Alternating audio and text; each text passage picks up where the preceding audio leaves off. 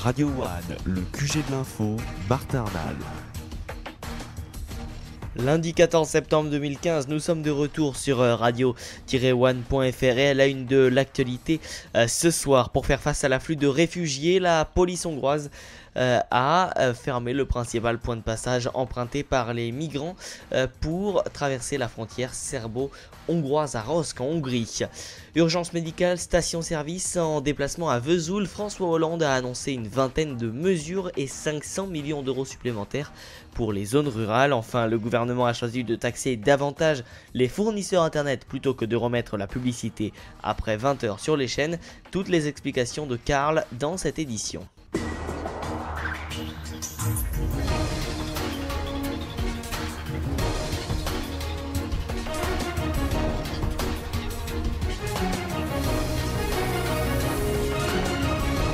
Le QG de l'info. Mais tout d'abord, donc, l'Allemagne a rétabli dimanche des contrôles à ses frontières pour endiguer le flot de réfugiés affluant sur son territoire, alors que les ministres de l'Intérieur européens se réunissent à Bruxelles en ce moment même pour tenter de trouver un accord sur les quotas. Revirement donc d'Angela Merkel, et ce lundi matin, le pays s'est réveillé avec des images de barrages de police à sa frontière avec l'Autriche. Il ne s'agit pas de fermeture des frontières, assure le ministre allemand de l'Intérieur dans un entretien à la chaîne ZDF. Le droit d'asile continue de s'appliquer, assure-t-il. Alors, dans les faits, la France et l'Allemagne vont être extrêmement pressantes pour la mise en place de centres de contrôle aux frontières de l'Union européenne pour que l'Europe puisse faire respecter ses frontières, mais sans attendre les résultats de la réunion des ministres de l'Intérieur et de la Justice des 28. Plusieurs pays ont déjà pris des mesures dans le sillage des décisions de la chancellerie allemande. L'Autriche, pays de transit pour des milliers de migrants, va donc faire appel à l'armée dans les heures qui viennent en mobilisant 2200 hommes pour seconder la police. Et en Hongrie, où les mesures anti-immigration doivent être renforcées à partir de ce mardi, une course contre la montre s'est engagée pour les migrants. Retour en France, et un comité interministériel consacré aux territoires ruraux a été présidé par le chef de l'État François Hollande ce lundi à Vesoul. Ce déplacement en Haute-Saône a été l'occasion pour le chef de l'État d'annoncer 21 mesures destinées à éviter la désertification de ces secteurs, en particulier dans le domaine médical, puisque cet été, dans la Manche, la fermeture provisoire des urgences de Valognes avait suscité l'inquiétude des habitants, obligés alors de se rendre à Cherbourg. Les 6 communes concernées et la CGT avaient alors estimé les trajets potentiels des 60 000 habitants de 25 à 50 minutes, un éloignement auquel François Hollande a répondu globalement. Selon le chef de l'État, en 2012, 2 millions d'habitants étaient à plus de 30 minutes d'un service d'urgence médicale, une situation qu'il souhaite effacer d'ici 2 ans. En 2012, 2 millions de nos concitoyens étaient à plus de 30 minutes d'un service d'urgence médicale. Aujourd'hui, ils ne sont plus que 1 million. Mais 1 million, c'est encore trop, et même beaucoup trop. Nous devons atteindre 100% de personnes à moins de 30 minutes d'un service d'urgence d'ici 2017. Aussi, 700 médecins généralistes seront formés à l'aide médicale d'urgence et des hélicoptères seront mis à disposition, mutualisés, pour répondre à cet objectif, de ne laisser personne à moins de 30 minutes d'un service d'urgence. Le nombre de maisons de santé est également en forte progression, puisqu'il y en avait 170 en 2012 et qu'il y en aura plus de 1000 en 2017, et je veillerai à ce que cet objectif puisse être atteint. François Hollande donc en déplacement à Vesoul cet après-midi. Hollande-Sarkozy, la guerre secrète devait être diffusée le 28 septembre en deuxième partie de soirée sur la chaîne cryptée Canal+, mais selon l'agence Première Ligne qui produit le documentaire, la chaîne cryptée l'a finalement déprogrammée sans aucune explication. Écoutez la réaction de Luc Eyman, l'un des responsables de la société qui produit ce documentaire Première Ligne. Nous avons été appelés officiellement par la chaîne pour nous indiquer que le documentaire qui devait être diffusé le 28 septembre était déprogrammé.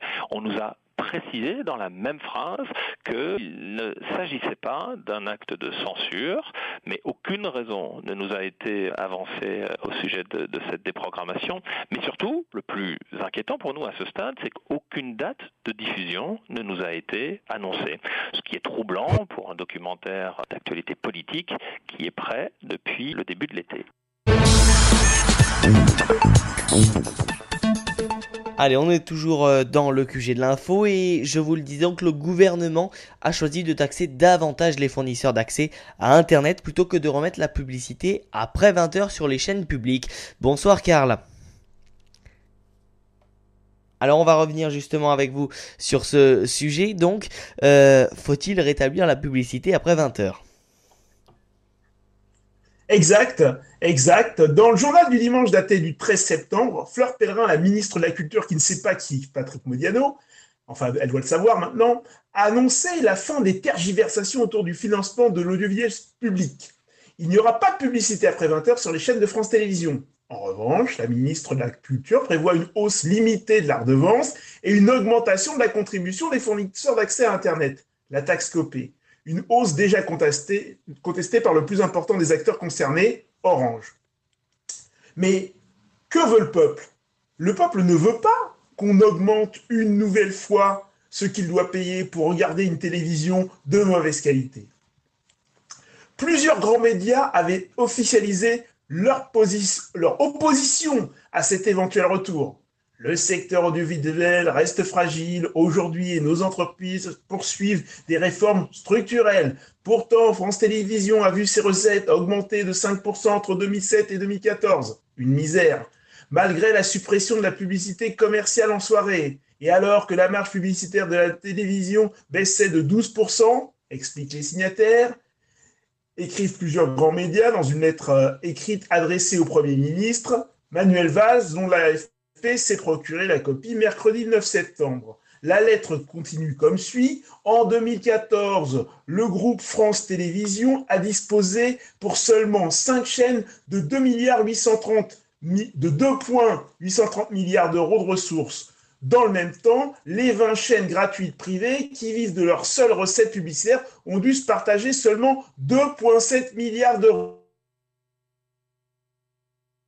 TF1 ont signé cette lettre qui est en quelque sorte un peu de la délation.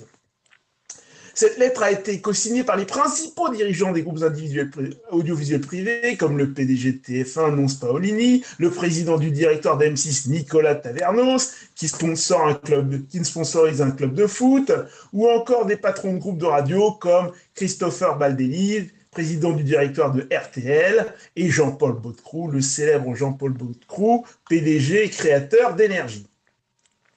Des responsables de la presse écrite font également partie des signataires, à l'image de Francis Morel, le fameux président du groupe Les Échos et du syndicat de la presse quotidienne SPQN. De ce fait, nous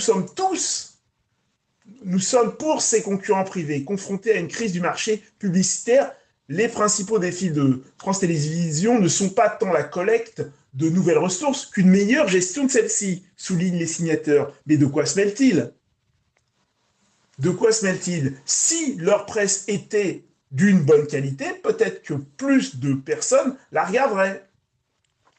Nous sommes donc encore et toujours dans une lutte privée contre public. Dépenses publiques, recettes privées, secteur marchand, secteur non marchand. Mais au-delà de ça, nous sommes dans la lutte pour une création française contre l'invasion des jeux, des émissions, des concepts et des séries américaines ou de grands groupes internationaux. C'est un peu Fort Boyard contre le Loft. Selon Fleur Pellerin, le retour de la pub à 20h sur les chaînes publiques était une possibilité, mais elle a eu à cœur de ne pas déstabiliser les autres médias. Pourquoi ne pas déstabiliser les autres médias ? Pourquoi ne pas favoriser des chaînes publiques avec une création publique et des émissions publiques pour un vaste public ? Les chaînes privées doivent avoir les moyens de contribuer au pluralisme de l'information et à la création, notamment au financement du cinéma, a-t-elle expliqué. Quelle blague! Il n'y a que Canal+ qui participe vraiment à au financement du cinéma et qui produit vraiment des films intéressants. Le reste, entre M6, Arte, non Arte, pardon, c'est public. On va dire M6, RTL ne participent pas vraiment au cinéma, sauf à la marge. Quant à l'information, elle est la même partout. Il n'y a plus de ligne éditoriale. Regardez un journal de TF1 ou de M6 ou de RTL, c'est la même chose. On a exactement les mêmes nouvelles qui tournent en boucle. L'avènement des chaînes de télévision, de journaux, de news en direct a tué tout ce qui est journal télévisé, puisqu'on peut avoir les nouvelles tout de suite à partir de 17h, 18h, toutes les nouvelles qui seront dans le 20h. Les 20h sont morts. Il faut changer, il faut trouver autre chose. Mais on peut également favoriser nos chaînes publiques. Alors, comme d'habitude, à la finale, ce sera le contribuable qui paiera. 1 euro de plus en 2016 pour respecter la hausse la hausse égale à l'inflation. Augmentation de la taxe que paient les opérateurs d'accès Internet, tels qu'Orange, qui évidemment n'est pas content et qui proteste de 0,9% de leur chiffre d'affaires à 1,2%, qui sera bien entendu répercuté sur leurs clients. Les clients, les bienheureux, auront la joie de payer 2 fois. Pourquoi ? Pour protéger les intérêts de ces sociétés privées. C'est tout simple. C'est tout simple. Merci qui ? Merci Fleur Pellerin. On peut se demander si la gauche a vraiment à cœur le pouvoir d'achat des Français. Merci à tous. Bonsoir. Merci beaucoup Karl, tout de suite la suite de l'actualité. La corruption à la FIFA et les enquêteurs vont poursuivre de nouvelles personnes. Nous n'en sommes pas encore à la mi-temps de l'enquête sur les soupçons de corruption à la FIFA. Voilà ce qu'a déclaré le procureur suisse Michael Lauber ce lundi matin à Zurich lors d'une conférence de presse commune avec la ministre américaine de la Justice. Le monde du football peut donc s'attendre à de nouvelles secousses. Airbus inaugure ce lundi sa première usine d'assemblage aux États-Unis. Le but, construire un nouvel A380 et occuper le marché du moyen courrier sur les terres de son concurrent Boeing. Pierre-Yves Dugas nous raconte les préparatifs de cette inauguration. Fabrice Brégier, patron d'Airbus, drapeau américain sur le revers de sa veste, qualifie l'inauguration de l'usine d'Airbus à Mobile dans l'Alabama d'événement le plus important de l'histoire de l'aéronautique. Sans aller jusque-là, c'est un investissement de 600 millions de dollars qui va accélérer la percée commerciale d'Airbus aux États-Unis, rapprocher l'avionneur de ses plus gros clients. C'est aussi un tournant stratégique qui augmente la part des Airbus assemblés dans la zone dollar et donc isole un peu le groupe européen des aléas des taux de change puisque le marché des avions se fait en dollars. Dans l'immédiat, l'usine va monter en puissance, assembler en 2017 4 A320 par mois et défier Boeing sur ses terres avec un avion conçu pour détrôner le B737, l'appareil le plus vendu par Boeing. Mobile, Alabama, Pierre-Yves Dugas, France Info. Merci beaucoup Pierre-Yves. Sur tous les fronts, le comité international de la Croix-Rouge a un peu de mal à suivre, semble-t-il, parce que les théâtres d'opération ont quelque peu tendance à se multiplier dans le monde. La Croix-Rouge internationale se retrouve donc sur tous les fronts et ne peut plus suivre financièrement. L'organisation avait en effet budgété pour cette année 1,6 milliard de francs suisses, soit 1,45 milliard d'euros.